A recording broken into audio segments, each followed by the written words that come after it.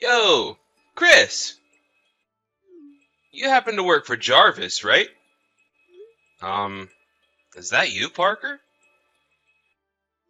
It's been a very long time, right? The last time you and I saw each other was maybe 5 years ago at that class reunion? Yo, answer the dang question for me. You happen to work for the company Jarvis now, right? That's right. I started to work for Jarvis around 3 years ago when I changed over to this company. As of right now, I'm working in the sales department. Hmm? I've worked with Jarvis in their sales department before plenty of times, but I never once noticed that you were there with them. Ah, I see. You're working for Cadillac's commercial affairs team now, right? I happen to just become the manager for all of our work with Cadillac recently. Oh? You're the one in charge now? This all happened for me so fast, with the promotion and such. But the last manager ended up leaving his job for a few reasons that I'm not aware of. I'm sure that you'd recognize that manager if you saw him, since I'm sure you've ran into him a couple of times then. Yeah, probably. Well, I can see that you're doing alright for yourself now then. And that's where you're working now. Well, I'm glad that we were both able to catch up. See ya! Ah, right. See you again sometime.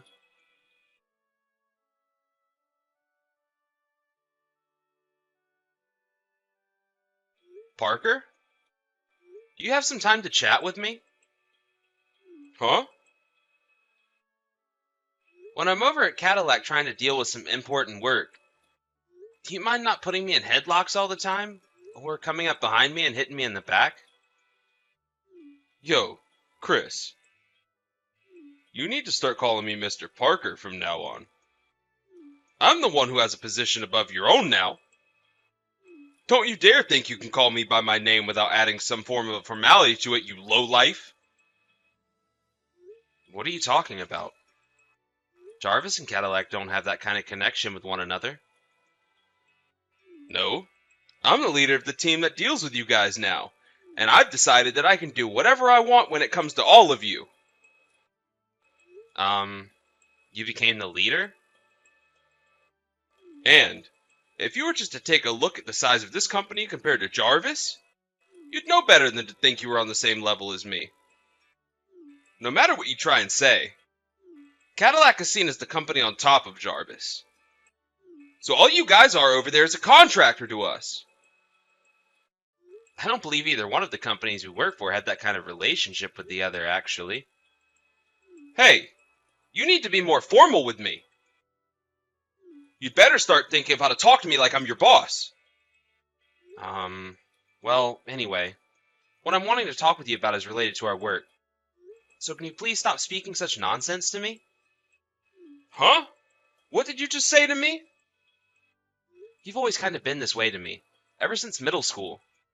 And not just me, I suppose, but to everyone you're ever around. You forget to think about how others feel about you, and will do anything and everything for yourself without a bother in the world. Back in middle school, you happened to make a lot of trouble for one of the teachers who was pregnant at the time, and got kicked out of her class. And there were plenty of other times there as well where you had to go to detention for being rude and obnoxious to everyone else. You even ended up being suspended that one time for causing a scene in the lunchroom by pushing someone else over while they were carrying your lunch tray. I guess you really never learned that from suspension anyway, so it was probably better to take another approach as trying to make you behave, but anyway, have you still not noticed that your kind of nonchalant behavior about everything is not helpful to those around you? Huh? Who gives a crap about everyone around me? Because I feel that they have a problem, they can bring it up with me. I'm sure back in school that kind of thought process worked out for you. But we're adults now working in two very large companies. You contractors and your preaching always takes way too long. I told you that I'm not a contractor to your company. I understand that you and I have history all the way back to middle school, but at the moment, All we are to one another is business partners. Or, well, customers. In other words, I'd like it if things between us remain that way and you stop it with all the horseplay when I come over to the office. Especially right now when both of our companies are starting to make some big decisions between one another and need to be serious. Alrighty then. I'll be more careful around you.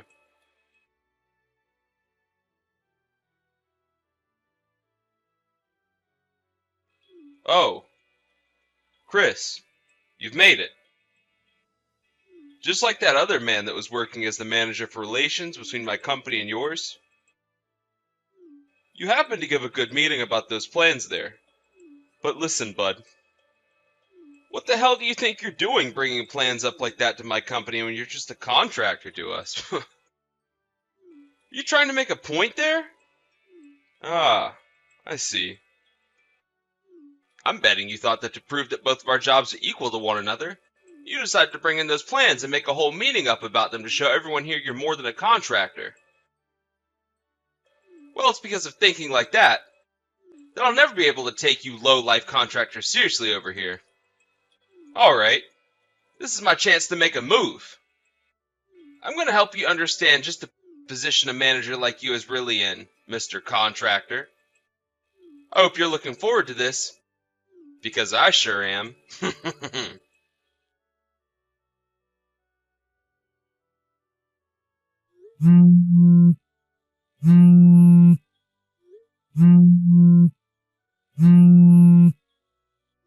Parker, give me back those plans and proposals. I'm planning to use all of those again for today's meeting. Also, what the heck are you thinking taking that SD card from me that had all those papers downloaded on them for safekeeping? If I don't have any of those by the time of the meeting, I won't be able to have it. Do you have any idea what the heck you're doing right now? Yo, I took a quick read over all those plans and proposals you have here. I don't think any of these will do, to be honest with you. They're being rejected. Huh? This is something I've been wanting to tell you for a while now. For a contractor like you to be bringing proposals like that into a company is a frickin' joke. Some bullcrap like this that's been thought up by a low-life contractor like you is only good for one thing. Fuel for my fire. Haha. Huh? Are you gonna burn all of that? Actually, the fire's already going. Everything's in there. I'm sure you're not gonna be needing this SD card anymore either, right? Well, I just stomped on it for you, so you don't need to answer that. That whole feeling of superiority you had there is all gone now, right? Parker! Now that I'm the new leader for the team dealing with you in that company, I'm going to make sure you all understand just what kind of company you're all working for now. Do you have a single clue what the hell you've just done, Parker? I told you exactly what I've done. I destroyed it all. Because ideas coming from contractors like you mean nothing to me and my team. Nor this whole entire company. I worked very hard to snatch all those papers from you, as well as that SD card today in order to remind you what kind of position you're really in. The leader of that team is still Justin, as I recall. Well, starting today, Justin is no longer leading the team, and in his place, I stand. Well, I was never officially told any sort of news like that from any higher-ups, nor yours. And actually, as we speak, my company is on the line with yours asking who is in charge of that team. Huh? To me, it seems that you've been causing a lot of problems for Justin and the team there. And from today, are you trying to act as though you're in charge now, right?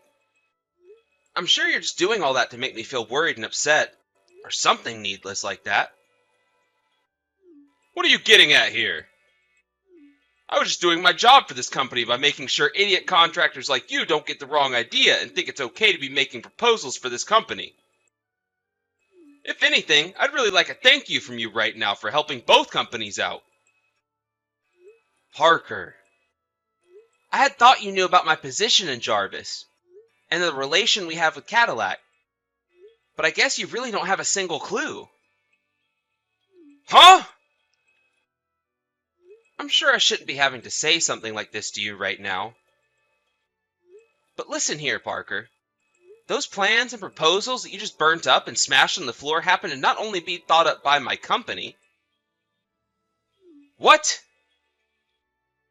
Those proposals that were given to us came from your team's leader, Justin, and he had asked for us to brush them up a little here.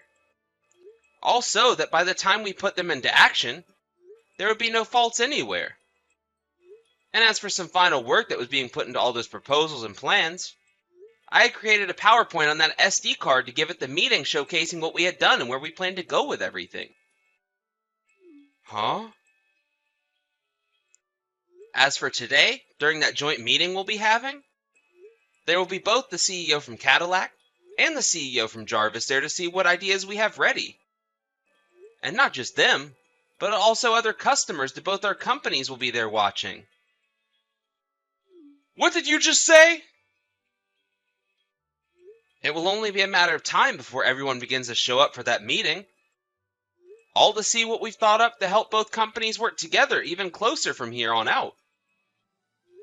But after what you've done, I'm sure you can guess what'll happen to you now, right? Wait a second. Luckily that SD card and those papers have all been backed up to another hard drive back at Jarvis. So I can go back there to retrieve all that information as long as the meeting has moved to another date, or later this evening. So I'm not so worried about having that meeting or not. What I'm worried about is your behavior, and the actions you took today in the order to try and get me to kneel to you. At this point in time, all of Cadillac is in a panic trying to find out what's happened to you, and what you did with all the proposals we had. Whoa! I'm sure that the smartphone you're texting me with right now is also being blown up by all your coworkers and bosses, right? Do you think it's going to help you in the future to ignore all of them right now? No, wait. I just assumed that after dealing with you, I could get right back to work and talk with them all then. I'd say your best bet now is to start answering to all of them, and come back to the office to answer for what you've done. You really need to be made aware of the severity of all you've just done, and the only way that'll happen is if you come back here and face the consequences.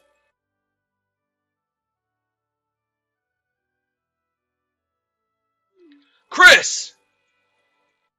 Do something about all of this for me! What do you want from me? Right now my uncle is completely pissed at me. If things keep escalating like they have been, I might end up getting fired from my job here. That's right. You so happen to be the nephew of one of the directors within Cadillac. And that's the whole reason you were even able to get a job there in the first place, right? So far, your uncle's apologized for all your actions there many times over. Huh? He's apologized for me? Have you finally come to an understanding of the predicament you're in right now? No way!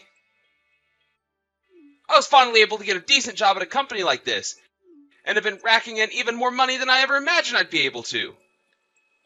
Because of my connection to my uncle, I was even able to get a raise and everything. And the job has been so simple for me that I barely feel as though I'm working at all when I'm here. I don't want to be thrown out of a job that's as easy as this one. Well, what would it mean to you if that uncle of yours is no longer a director there? What? Due to all the trouble you've caused this time by ruining the meeting we were supposed to have, and almost destroying all the work Jarvis and Cadillac had worked for, your uncle had to really step in and take responsibility for you. Huh? Are you kidding me? And, well, this was the last straw for the company and your uncle, so they terminated him already. One other thing. That leader, Justin, that you've been trying to take the spot of forcefully, happens to be the grandson of your CEO. Are you freaking kidding me? The rest of this is probably things I shouldn't really be talking about with you. But you have to understand that you're acting like a spoiled brat that thinks they can get away with anything within that company. It's not acceptable by any means, right? No, no, this is all a lie. I was just wanting to make the workplace more lively, and that's why I did a bunch of things like that to spice things up a bit. And when I started to work on the team dealing with you and that company, I hated to think that some contractor like you would have the balls to try preaching to me like that. That's not a good way of thinking about Cadillac and Jarvis's partnership. Really shows just how horrible of a person you really are, Parker. What? You have not grown up one bit since we first met back in middle school, and that's just sad. If anything, you've only gone backwards in terms of personal growth, and it's felt like I've been dealing with a preschooler when I'm around you here. What the hell did you say? I'm sorry, but I have a meeting to get to now. Huh? Why do you have to go to a meeting all of a sudden? Well, due to your outburst yesterday, along with your actions, the meeting between both our companies had to be delayed until today. For crying out loud! Don't you dare leave me with no help when I'm about to lose my job! You were the one that ruined the gift your uncle had given you by getting you into that company. Why do I have to be the one blamed for all that? You understand the phrase, you'll get what's coming for you? What? Other than the things I've just said to you, there's nothing else I'd like to talk with you about. I'll be going now. Frick!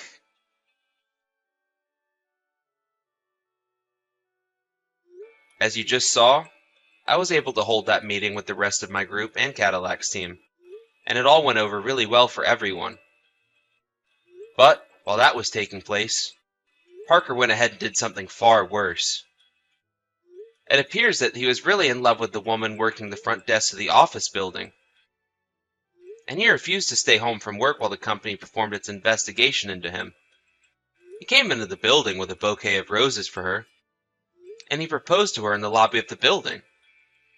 He totally had the confidence to think that she'd never say no to him, but she told him a swift no, and he began to throw a fit in the lobby, which ended up with him being taken into custody by police. And with that, the CEO came down to him before the police took him away and told him that he was fired. Both of Parker's parents told him to never come around them as they disowned him, and he no longer was able to get into contact with any other members of his family.